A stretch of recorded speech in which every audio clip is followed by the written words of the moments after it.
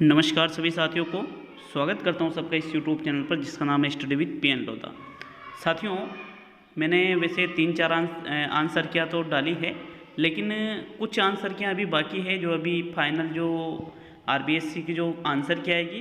तो ज़्यादा दिन है नहीं, लेकिन फिर भी रीट लेवल फर्स्ट भाषा फर्स्ट हिंदी जिनके थी, बिल्कुल कोशिश है कि 30 में से 30 क्वेश्चन सही बताने वाला हूँ। 2021 का जो पेपर है, वैसे गड़बड़ियाँ कई सारी आई है रीट के पेपर में, लेकिन फिर भी हम हाथ पे हाथ धरे तो बैठ नहीं सकते हैं। ठीक है, तो चलिए शुरू करते हैं। कि एक चीज़ को बताने वाला हूँ, पेपर वैसे बैठ गया था, पढ़ाया था उसमें से ही बैठ गया था साथियों। तो चलिए देख लेते हैं इन प्रश्नों को। तो साथियों, लेवल 1 का जो हिंदी का पेपर है, 30 के 30 प्रश्नों के ऑथेंटिक आंसर बताने वाला हूँ। जिसके अलावा कोई सा भी आंसर अगर राइट माना जाएगा तो उस पर रीट आएगी, और जो मैंने बताया उसको 101% सही माना जाएगा। ठीक है, तो पूरे प्रश्नों को आप चेक कर सकते हो। खंड 2 भाषा फर्स्ट हिंदी रीट लेवल 1 के लिए है। ठीक है, तो देखो यहाँ पर पहला क्वेश्चन क्या बना था। इसमें मुहावरे के प्रयोग से बने वाक्य का सही विकल्प चुनिए। सुरेश की तो अक्ल मर गई, बंद कमरे में उसका दम फूलने लगा, दोनों भाई खेत के स्वामित्व के लिए लाल पीले हो रहे थे और चोरी करते पकड़े जाने पर उसकी नाक झुक गई। तो साथियों, नाक नहीं झुकती है, गलत है। दम फूलने लगा, तो बंद कमरे में दम फूलने लगा, ये भी गलत है। और सुरेश की तो अक्ल मर गई, अक्ल मरती नहीं है। अक्ल तो पैदल होती है, अक्ल तो घास चरने जाती है, बट अक्ल मरती नहीं है। तो यहाँ थर्ड विकल्प बिल्कुल सही है। दोनों भाई खेत के स्वामित्व के लिए लाल पीले हो रहे थे। वैसे 3-4 आंसर किया मैं पहले भी अलग अलग सब्जेक्ट की डाल चुका हूँ, और जो बची हुई है उनको अब डाल रहा हूँ साथियों, क्योंकि बीच में कुछ टाइम मिला नहीं, एमए के पेपर चल रहे थे इस वजह से।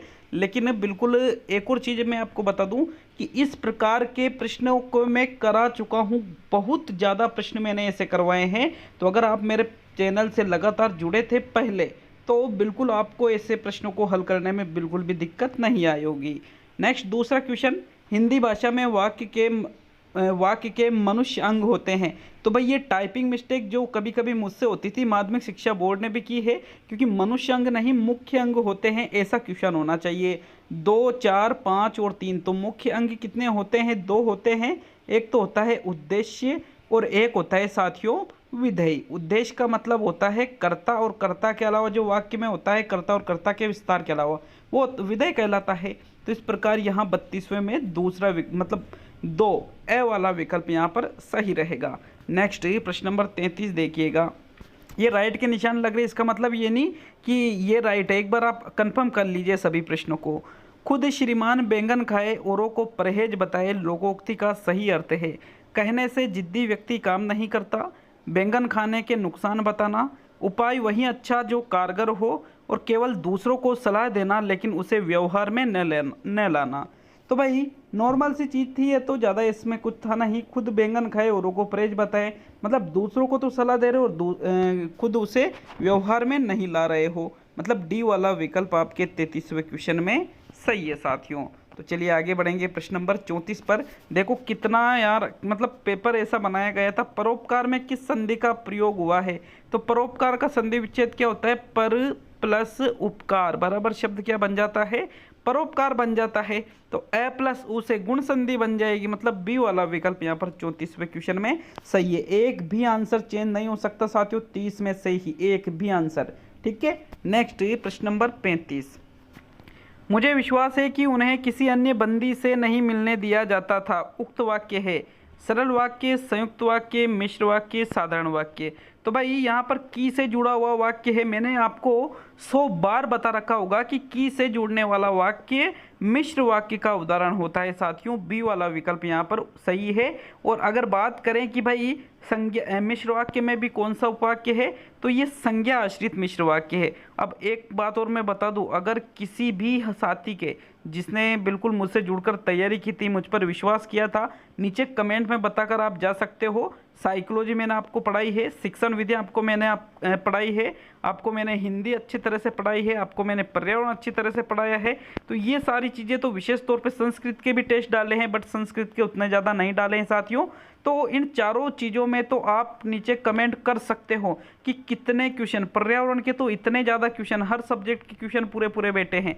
अब कोई कोई क्वेश्चन ही है जो आउट ऑफ चीज़ आई है, बाकी तो 25 प्लस तो एक में भी कम नहीं है। एक और मैं आपको बात बता दूं कि जिन साथियों का पेपर बिगड़ा है तो भाई हम पूर्ण रूप से आपके साथ है, पूर्ण रूप से, क्योंकि पेपर बिगड़ने के 3-4 रीजन थे। एक रीजन था सेंटर पर पेपर देर से दिया गया था। अब देर से पेपर देने में क्या हुआ साथियों कि भाई आधे घंटे 15 मिनट देर से दिया तो जो तैयारी करने वाला जो कैंडिडेट है उसका माइंड तो बिल्कुल ऐसे ही डिस्टर्ब हो गया। 15 मिनट तो ऐसे निकल चुके थे और टाइम से बिल्कुल पेपर ले लिया गया। तो साथियों इसके लिए तो खैर हम खेद प्रकट कर सकते हैं कि भाई आपके साथ इतना बुरा हुआ, लेकिन भाई इस चीज़ के लिए तो प्रशासन जिम्मेदार है। आप हमें यूँ नहीं कह सकते कि आपने तैयारी अच्छी नहीं करवाई थी। हम आपके साथ है पूर्ण रूप से, ठीक है, बिल्कुल पूर्ण रूप से आपके साथ है साथियों। जितनी भी चीज़ें रीट में हुई है, मुझे ऐसा लग नहीं रहा था कि इतनी चीज़ें रीट में हो जाएगी, लेकिन हो गई। वो समय बीत चुका है।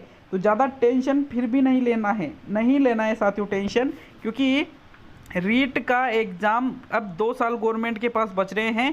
तो एक एग्ज़ाम और होगा, वापस तैयारी में लग जाइएगा।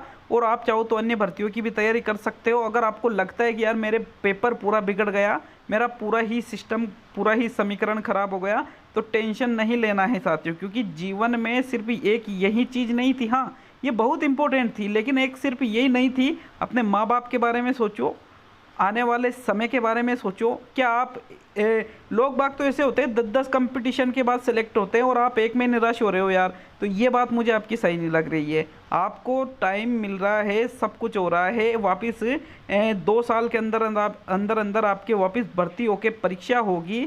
तो साथियों अपने आप को सुधारो ना, सुधार करो अपने आप में, लेकिन यूँ थोड़ी कि डिमोटिवेटेड हो जाओ और नई ज़िंदगी से ही आप विरक्त हो जाओ। ऐसा नहीं होना चाहिए साथियों। पूर्ण रूप से हम आपके साथ हैं, पूरी कोशिश रहेगी हर चीज़ में आपकी सहायता करने के लिए, ठीक है। तो चलिए अगला क्वेश्चन देखेंगे। आपका जीवन सुखमय हो, अर्थभेद के आधार पर यह किस प्रकार का वाक्य है। भाई आपका जीवन सुखमय हो, आपका जीवन मंगलमय हो, ये क्वेश्चन तो मैं कई बार करा चुका हूँ। तो ये एक इच्छावाचक वाक्य का उदाहरण है साथियों। बी वाला विकल्प आपके 36वें क्वेश्चन में सही है। नेक्स्ट प्रश्न नंबर 37। व्याकरण शिक्षण प्रणाली में किस प्रणाली को विकृत रूप में सुग्गा प्रणाली भी कहते हैं। निगमन प्रणाली, व्याकृति प्रणाली, पाठ्य पुस्तक प्रणाली, आगमन प्रणाली। अब इस क्वेश्चन में बहुत सारे चेंजेस इधर उधर बता रहे हैं, लेकिन मैं आपको बता दूं ये क्वेश्चन रीट में पहले भी आ चुका और वहाँ सूत्र भी थी और पाठ्य पुस्तक भी थी। तो सूत्र और पाठ्य पुस्तक में तो फिर भी कंफ्यूजन हो सकता है, लेकिन सूत्र ही नहीं है। तो साथियों इस क्वेश्चन को तो करवा रखा है यार, आप इसको गलत कैसे करके आ सकते हो। पाठ्य पुस्तक प्रणाली इसमें बिल्कुल सही आंसर रहेगा प्रश्न नंबर 37 में। नेक्स्ट प्रश्न नंबर 38। नवीन शिक्षण पद्धतियों में प्रोजेक्ट पद्धति के व्यापक प्रयोग का श्रेय किसको है। ड्यूवी और किलपेट्रिक को, कुमारी हेलन पार्कहर्स्ट को, स्टीवेंसन और रिचर्ड्स को, और कार्लटन वाशबर्न को। तो साथियों प्रोजेक्ट पद्धति मतलब होता है प्रयोजना विधि, और प्रयोजना विधि का निर्माण जॉन ड्यूवी की प्रयोजनवादी विचारधारा पर आधारित है, और इसका जो निर्माण है प्रोजेक्ट विधि का ये किलपेट्रिक के द्वारा किया गया है। तो इसमें दोनों साथ दे दिया तो कितनी सुविधा की है। अलग अलग देते तो फिर भी कंफ्यूज होता, लेकिन साथियों दोनों को ही साथ दे दिया। बिल्कुल ए वाला विकल्प 38वें क्वेश्चन में बिल्कुल सही रहेगा, इसमें भी आपके कोई डाउट नहीं है। नेक्स्ट प्रश्न नंबर 39। ये देखिए भाई साहब, इस परिभाषा को तो सब गलत बता रहे हैं। परिभाषा को आंसर ऑथेंटिक बताने वाला हूं और 101% सही रहेगा मैं जो आपको आंसर बता रहा हूं साथियों इस परिभाषा का। कहीं स्टीवेंसन बता रहे, कहीं कार्लटन, कहीं ड्यूवी, कहीं हर्बर्ट, लेकिन आंसर सही है कौन सा है। माध्यमिक शिक्षा बोर्ड सही किसको मानेगी। तो साथियों 101% दावे के साथ कह रहा हूँ। देखिए क्या था क्वेश्चन, शिक्षकों को बालक की रुचि का सदैव ध्यान रखना चाहिए। जब बालक की रुचि पढ़ने की ओर नहीं हो तो उसे नहीं पढ़ाना चाहिए, इससे उसके विचारों में बाधा पहुंचती है। पाठ पढ़ाने से पूर्व उन्हें पाठ में बालकों की रुचि पैदा करनी चाहिए। उपयुक्त कथन भाषाई कौशल में किसका है। तो साथियों ये जो चारों ही विकल्प है, इसमें से अगर सही विकल्प की बात करें तो 101% इसमें हर्बर्ट का ही कथन है साथियों। अभिरुचि के सिद्धांत में हर्बर्ट ने ये कथन कहा था 101%, सी ही राइट रहेगा इसमें। स्टीवेंसन गलत है इसका आंसर। चाहो तो फाइनल आंसर क्या आएगी वो भी मैं चेक कराऊंगा और आपको उसमें बताऊंगा साथियों। तो सी वाला विकल्प 39 में सही है। अब आप कहोगे कि सर अलग अलग कोचिंगों ने, वो इतनी बड़ी कोचिंग है, वो उन्होंने ये बताया, लेकिन ऐसा कुछ नहीं है। सी वाला ही विकल्प सही रहेगा क्योंकि कथन ही उसका है। यूपी टेट की किताब है एक, कुछ थोड़ा ध्यान नहीं है। तो साथियों उसमें बिल्कुल अच्छी तरह से दे रखा है इस कथन को भी, हर्बर्ट के द्वारा ही कहा गया है ये कथन। और ये कोई क्वेश्चन में नहीं दे रखा है, बिल्कुल परिभाषा अभिरुचि के सिद्धांत में दे रखी है ये चीज़। तो सी वाला विकल्प 39 में सही है। नेक्स्ट प्रश्न नंबर 40, पाठ्य पुस्तकों के उद्देश्य के अंतर्गत पाठ्य पुस्तकें शिक्षक या बालकों के लिए साध्य नहीं वरन साधन है, अध्यापन हेतु साध्य एवं साधन है, पुस्तकें शिक्षक व शिक्षार्थी के लिए साध्य है और साधन कम साध्य अधिक है। तो एक चीज़ आपको सभी जगह लग रही होगी, साध्य एवं साधन दोनों हैं, साध्य अधिक है, दोनों के लिए साध्य है। तो साथियों ये तीनों ही चीज़ें गलत है क्योंकि पाठ्य पुस्तक साध्य थोड़ी होती है। पाठ्य पुस्तक तो क्या होती है, साधन होती है, हमें उद्देश्यों की प्राप्ति तक पहुंचाने के लिए ये एक साधन मात्र है। ए वाला विकल्प 40वें में सही है। नेक्स्ट प्रश्न नंबर 41, भाषा शिक्षण में उपयोगी श्रव्य दृश्य साधन है रेडियो, शामपट, अभिनय और पोस्टर। तो भैया सीधी सी चीज थी, श्रव्य दृश्य, पोस्टर सिर्फ दृश्य है, शामपट दृश्य है, रेडियो सिर्फ श्रव्य है, लेकिन अभिनय जिसमें सुनाई भी देता है दिखाई भी देता है, तो फिर ये श्रव्य दृश्य साधन हो गया। बी वाला विकल्प आपके 41वें क्वेश्चन में सही रहेगा साथियों। नेक्स्ट प्रश्न नंबर 42, निम्नलिखित में से कौन सी बोलने की योग्यता है, शुद्ध वर्तनी, श्रुतलेख, सुलेख, आशुभाषण। करा रखा है इस क्वेश्चन को मैंने कई बार साथियों। बोलने की योग्यता देखो, श्रुतलेख में सुनकर के लिखा जाता है तो ये लिखने की योग्यता है। शुद्ध वर्तनी, वर्तनी शुद्ध वर्तनी देखो बोलने में नहीं होती है, उच्चारण होना चाहिए शुद्ध उच्चारण, लेकिन वर्तनी की बात की जा रही है तो फिर वर्तनी तो मात्राओं तो साथियों लेखन में आ जाती है, इसलिए ये भी गलत है। सुलेख, सुलेख मतलब अच्छा लेख, तो ये लेखन की बात कर रहा है ये वापिस। तो मतलब डी वाला विकल्प जो आशुभाषण है, आशुभाषण का मतलब होता है तुरंत किसी विषय पर आपको कोई टॉपिक दिया जाता है, उसको आपको तुरंत कुछ शब्द या कुछ वाक्य कहने पड़ते हैं, वो होता है आशुभाषण। डी वाला विकल्प आपके 42वें में सही रहेगा। नेक्स्ट प्रश्न नंबर 43, रेडियो अधिगम सामग्री है दृश्य अधिगम सामग्री, श्रव्य अधिगम सामग्री, दृश्य श्रव्य अधिगम सामग्री और इनमें से सभी। तो भाई रेडियो दृश्य तो है नहीं, ना ही श्रव्य दृश्य, क्योंकि इसमें सिर्फ और सिर्फ हमें सुनाई देता है साथियों, दिखता थोड़ी है रेडियो में, इसलिए सी वाला विकल्प आपके 43 में सही है। तो चलिए नेक्स्ट प्रश्न नंबर 44, क्या पूछा गया था आपसे इसमें, ध्वनि, शब्द एवं वाक्य रचना का ज्ञान देना हिंदी शिक्षण का कौन सा उद्देश्य है, कौशलात्मक उद्देश्य, रसात्मक उद्देश्य, सृजनात्मक उद्देश्य, ज्ञानात्मक उद्देश्य। तो भैया मैंने आपको पढ़ाया था जब, क्या बताया था कि जिस किसी में भी ज्ञान दिया जाता है उसको हम ज्ञानात्मक उद्देश्य में रखते हैं। तुलना करना, वर्गीकरण करना, अंतर करना, ये हम अवबोधात्मक में रखते हैं। सृजनात्मकता में किसी नवीन चीज़ का आविष्कार किया जाता है। कौशलात्मक में चित्र वगैरह बनाए जाते हैं। रसात्मक उद्देश्य पद्य शिक्षण से संबंधित होता है। मतलब यहाँ पर फिर आपका डी वाला विकल्प जो है 44वें क्वेश्चन में बिल्कुल सही है साथियों। नेक्स्ट अगला क्वेश्चन देखेंगे तो 45वां क्वेश्चन इसमें क्या था। देखो 45वें क्वेश्चन में भी कई सारे लोग अलग अलग आंसर बता रहे हैं, लेकिन इसका भी बिल्कुल ऑथेंटिक आंसर बताने वाला हूँ। शिक्षक सामपट्ट कॉपी या स्लेट पर अक्षरों को लिख देता है और छात्रों को कहता है कि इन अक्षरों को देखकर उनके नीचे स्वयं उसी प्रकार अक्षर बनाएं, तो यह विधि कौन सी है। पेस्टोलॉजी विधि, मोंटेसरी विधि, अनुकरण विधि, जेकार्ट विधि। तो इसमें देखो मोंटेसरी तो किसी ने लगाया नहीं होगा और पेस्टोलॉजी भी नहीं लगाया होगा, ये दोनों तो आपके आंसर नहीं है। लेकिन कई सारी कोचिंग्स वगैरह की जो आंसर की उसमें मैंने देखा है कि इसमें जेकार्ट बता रखी है। भाई जेकार्ट बिल्कुल गलत है, क्योंकि इसका जो सही आंसर है वो रहेगा अनुकरण विधि। अनुकरण विधि बिल्कुल 101% सही है। अगर वाक्य आगे ऐसे होता, उसके बाद में यही वाक्य आगे क्या होता, उसके बाद में शिक्षक द्वारा उन शब्दों की जांच की जाती है तथा छात्र स्वयं, शिक्षक उस पर गोला लगाते हैं और फिर उनको श्यामपट्ट पर लिख देते हैं। तत्पश्चात छात्र स्वयं उसमें संशोधन करते हैं, तो फिर वो जेकार्ट होती, क्योंकि जेकार्ट स्वयं संशोधन विधि है।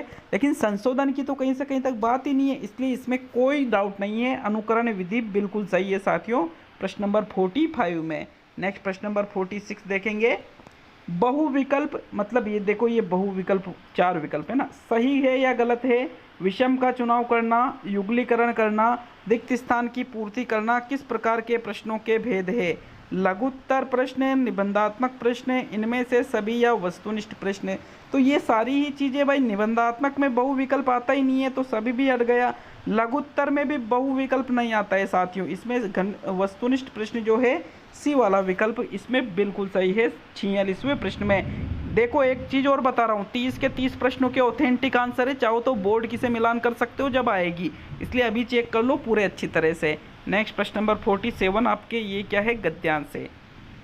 गद्यांश था आपके, विद्याभासी पुरुष को साथियों का अभाव कभी नहीं रहता, उसकी कोठरी में सदा ऐसे लोगों का वास रहता है जो अमर है, वे उसके प्रति सहानुभूति प्रकट करने और उसे समझाने के लिए सदा प्रस्तुत रहते हैं।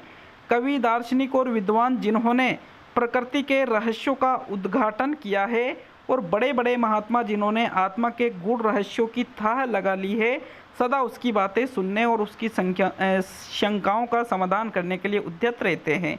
बिना किसी उद्देश्य के सरसरी तौर पर पुस्तकों के पन्ने उलटते जाना अध्ययन नहीं है, लिखी हुई बातों को विचारपूर्वक पूर्ण रूप से हृदय से ग्रहण करने का नाम अध्ययन है।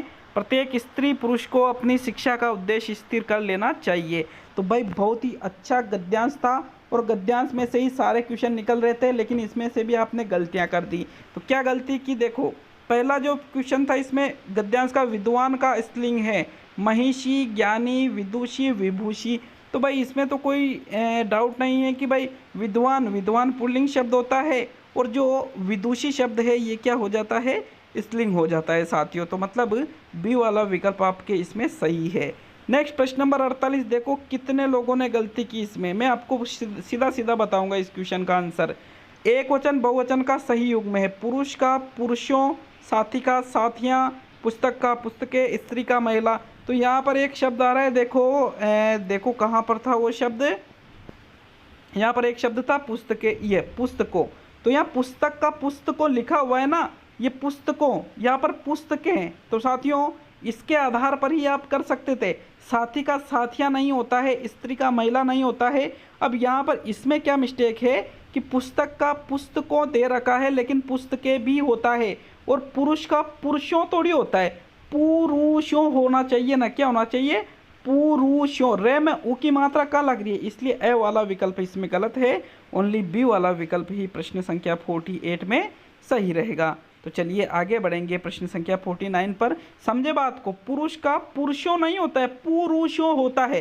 रे में ऊ की मात्रा लगती तो ए सही हो जाता है, लेकिन बी सही है साथियों। अब आपने क्या किया? पुस्तकों, पुस्तकों देखकर कि यार पुस्तकों होगा, पुस्तकें नहीं होगा, लेकिन पुस्तक का पुस्तकों और पुस्तकें दोनों ही होता है साथियों, इसलिए बी वाला विकल्प आपके 48 में सही रहेगा। तो चलिए आगे बढ़ेंगे प्रश्न नंबर 49 पर। देखो 49वां, और अगर गद्यांश के आधार पर ही ज़्यादा गौर किया जाए तो इस क्वेश्चन में बोनस दे दिया जा सकता है, लेकिन बी वाला विकल्प यहाँ पर इसमें कोई डाउट नहीं है कि सही रहेगा। तो जिसने भी बी लगाया है उसका आंसर बिल्कुल सही है। नेक्स्ट प्रश्न नंबर 49, उद्यत शब्द का सही अर्थ है अनुपम, तैयार, व्याकुल और परिश्रमी। तो उद्यत को देख लेते हैं, गद्यांश के आधार पर दिखेगी ये चीज़। तो देखो उद्यत रहते हैं, देखो क्या है? जिन्होंने आत्मा के गूढ़ रहस्यों की थाह लगा ली है, सदा उनकी बातें सुनने और उनकी शंकाओं का समाधान करने के लिए उद्यत रहते हैं। उद्यत मतलब क्या रहते हैं? तैयार रहते हैं। तो तैयार कहाँ है? ये देखिए बिल्कुल तैयार। अनुपम रहते हैं, व्याकुल रहते हैं, परिश्रमी, ये सारे ही गलत है। सी वाला विकल्प आपके 49 में सही है, इसमें भी आपके कोई डाउट नहीं है साथियों। तो प्रश्न 50, बड़े बड़े महात्मा सदैव लोगों की शंकाओं का समाधान करने के लिए उद्यत रहते हैं। वाक्य कौन सा काल है? वाक्य में सामान्य भूतकाल, संभाव्य वर्तमान, सामान्य भविष्य और सामान्य वर्तमान काल। तो पहली चीज़ तो ये है कि भाई तैयार रहते हैं, रहते हैं मतलब वर्तमान की बात की जा रही है, तो फिर वर्तमान के अलावा और विकल्पों को तो हम हटा देते हैं। तो भविष्य है नहीं, भूत है नहीं। अब संभावना बताई जा रही है क्या? नहीं बताई जा रही है, इसलिए ओनली सामान्य वर्तमान काल ही इसका सही आंसर है प्रश्न नंबर 50 में। देखो कमेंट करके जाना जो जो मुझसे पढ़ा था, कितने क्वेश्चन आपके हुए हैं। जिस समास में सामसिक पद के दोनों पदों में विशेषण विशेष या उपमेय उपमान का संबंध हो वह है द्विगु समास, द्वंद्व समास, क्रमधारय समास, बहुब्रीहि। तो इसमें तो यार ज़्यादा कठिन नहीं था, डायरेक्ट पूछ रहे, समास का शब्द तो देता तो ज़्यादा थोड़ा लगता, लेकिन विशेषण विशेष उपमेय उपमान ये तो सभी को पता है कि भाई क्रमधारय समास में चलती है ये चीज़ें।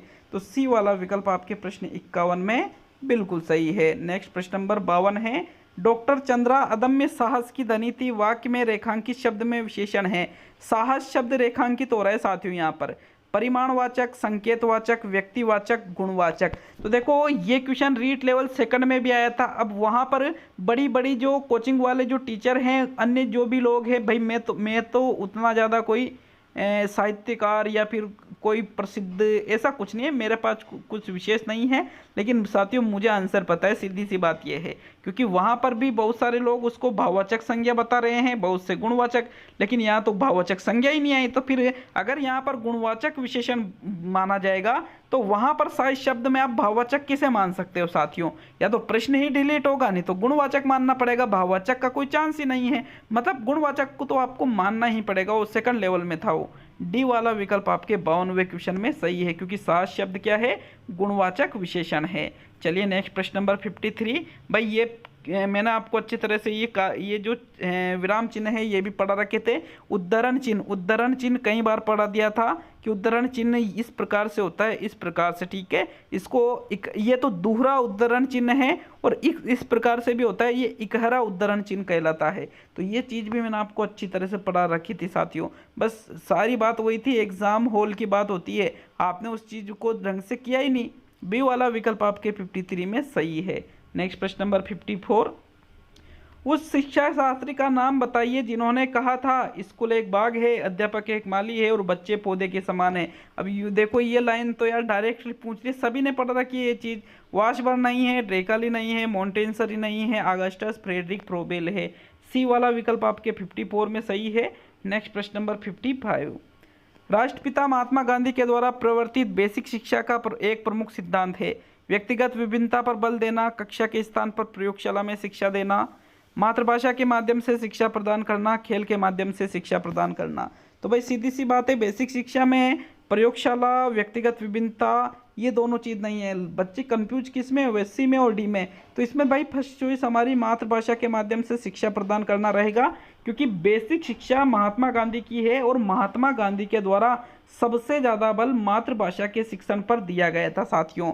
खेल के माध्यम से भी इसमें शिक्षा दी जाती थी, लेकिन खेल के माध्यम से शिक्षण किंडरगार्टन, मोंटेसरी इनमें ज़्यादा चलता है, न कि बेसिक में। अगर बेसिक में यहाँ पर मातृभाषा नहीं होता तो फिर हम खेल कर सकते थे, लेकिन यहाँ पर मातृभाषा साफ साफ दे रखा है, तो फिर सी वाला विकल्प सबसे बेटर ऑप्शन है इसमें, और इसको तो 101% सही माना जाएगा। बाकी ज़्यादा रीटे वगैरह लगेगी तो डी वाले को भी मान सकते हैं, बट मैं कंफर्म नहीं कह सकता, कंफर्म मैं हूँ सिर्फ सी पर, ठीक है। सी वाला विकल्प आपके इसमें बिल्कुल सही है 55वें में। तो चलिए 56वां क्वेश्चन, लेकिन पहले गद्यांश पढ़ते हैं 55 से 60 तक, इसी के आधार पर उत्तर देना है। सुखी, सबल और उत्तम जीवन जीने के लिए किए गए आचरण और प्रयत्नों का नाम ही धर्म है। देश काल और सामाजिक मूल्यों की दृष्टि से संसार में भारी विविधता है, अतएव अपने अपने ढंग से जीवन को पूर्णता की ओर ले जाने वाले विविध धर्मों के बीच भी ऊपर से विविधता दिखाई देती है। आदमी का स्वभाव है कि वह अपने विचारों और जीने के तौर तरीकों को, अपनी भाषा और खान पान को सर्वश्रेष्ठ मानता है तथा चाहता है कि लोग उसी का अनुसरण और अनुकरण करें। यथाशक्ति दूसरों से अपने धर्म को श्रेष्ठतर समझते हुए वह चाहता है कि सभी लोग उसे अपनाएं। इसके लिए वह जोर जबरदस्ती को भी बुरा नहीं समझता। धर्म के नाम पर होने वाले जातिगत विद्वेष, मारकाट और हिंसा के पीछे मनुष्य की यही स्वार्थ भावना काम करती है। इस प्रकार यह गद्यांश था। अच्छा, एक चीज़ और मैं आपको बता दूं साथियों कि भाई आपके साइकोलॉजी की तो मैंने आंसर की डाल दी थी लेवल फर्स्ट की, इसके बाद ये हिंदी की डाल दी है। अब पर्यावरण की सुबह आपके आंसर की आ जाएगी, तो उसको भी आप जरूर पर्यावरण को मिलान कर लेना, उसमें भी पूरे के पूरे 30 प्रश्न सही बताऊंगा, और उसके बाद गणित का भी मिलान कर लेना। देख लेना आंसर की आरबीएससी की और मेरी आंसर की कितनी ज़्यादा मैच करती है बजाय औरों के। आप चाहो तो इस चीज़ को प्रूफ के लिए रख सकते हो। बहुत सारे बच्चों के कमेंट आते हैं कि सर कट ऑफ कितनी जाएगी, तो भाई एक बार आंसर की आ जाने दीजिए। वैसे मुझे पूरा विश्वास है कि मेरे आंसर की में 2 प्रश्न या 3 प्रश्न से ज़्यादा चेंज नहीं होंगे। पूरे 150 प्रश्नों में से 2 या 3 तो ज़्यादा बता दिए और भी मैंने। तो साथियों फिर भी एक बार आंसर की आने ही देंगे, उसके बाद ही मैं कट ऑफ पर बात करूंगा, क्योंकि उसके पहले मैं किसी को निराश नहीं करना चाहता, उसके पहले ऐसे ही धूल में लट नहीं देना चाहता था। सीधी बात यह है। तो देखो, देश शब्द का पर्यायवाची है वास्तव, अटवी, सदन और राष्ट्र। तो इसमें साफ साफ दिख रहा है, गद्यांश में देखने की जरूरत नहीं है कि भाई देश राष्ट्र का पर्यायवाची है। डी वाला विकल्प आपके 56वें में सही है। नेक्स्ट प्रश्न नंबर 57, उधम का विलोम है। उधम का अगम नहीं होता है साथियों, उच्च नहीं होता है, अज्ञ का विज्ञ होता है। उधम क्या मतलब, उत्तम शब्द का विलोम है, तो उत्तम का अधम यहाँ पर विलोम शब्द होता है। विकल्प आपके बी वाला यहाँ बिल्कुल सही है 57 में। प्रश्न नंबर 58, अपने हित के लिए किया गया कार्य, वाक्यांश के लिए एक शब्द है परोपकार। परोपकार तो दूसरों पर उपकार किया जाता है, खुद का हित नहीं देखा जाता। दूरदर्शी मतलब दूर से किसी चीज के बारे में देख लेने वाला। अक्षम्य मतलब जो क्षमा योग्य नहीं है, ये भी नहीं है, तो सी वाला ही विकल्प है। स्वार्थ मतलब खुद के अर्थ के लिए काम करना, हमेशा अपने हित के लिए किया गया कार्य ही स्वार्थ कहलाता है। सी वाला विकल्प आपके 58 में सही है साथियों। नेक्स्ट प्रश्न नंबर 59, विद्वेष शब्द में उपसर्ग है वी, विद, वी और वह। तो विद्वेष में मूल शब्द है द्वेष, तो द्वेष में वी उपसर्ग लगा हुआ है। ए वाला विकल्प 59 में सही है। नेक्स्ट अंतिम और 60वां क्वेश्चन था इस खंड का। यथाशक्ति शब्द में समास का प्रकार है अवि, बहुब्री, तत्पुरुष और कर्मधारय। तो साथियों इसमें अगर हम समास की बात करें तो अविभाव है यथाशक्ति, शक्ति के अनुसार कर रखे सो उदाहरण को कई बार। ए वाला विकल्प आपके 60वें क्वेश्चन में सही है। तो इस प्रकार ये हिंदी का खंड पूरा हुआ। वीडियो अच्छा लगे तो लाइक शेयर जरूर कीजिएगा और खास तौर पे कमेंट करके जाइए कि रीड की भाषा फर्स्ट हिंदी में आपके कितने क्वेश्चन बैठ रहे हैं। ठीक है, भाषा सेकंड का भी बिल्कुल आपको मैं सही तरीके से सोल्यूशन करवा दूंगा साथियों। तो मिलते हैं अब अगले वीडियो में। सभी दोस्तों का बहुत बहुत धन्यवाद इतना सारा प्यार देने के लिए। हमारा साथ बिल्कुल बना रहा है इतने दिनों तक और आगे भी बना रहेगा साथियों। ठीक है, मेरी तरफ से आपको कोई कमी नहीं आएगी, क्वालिटी वाली चीज़ें बिल्कुल निःशुल्क आपको यहाँ पर मिलती रहेगी। तो मिलते हैं अगले वीडियो में, बहुत बहुत धन्यवाद।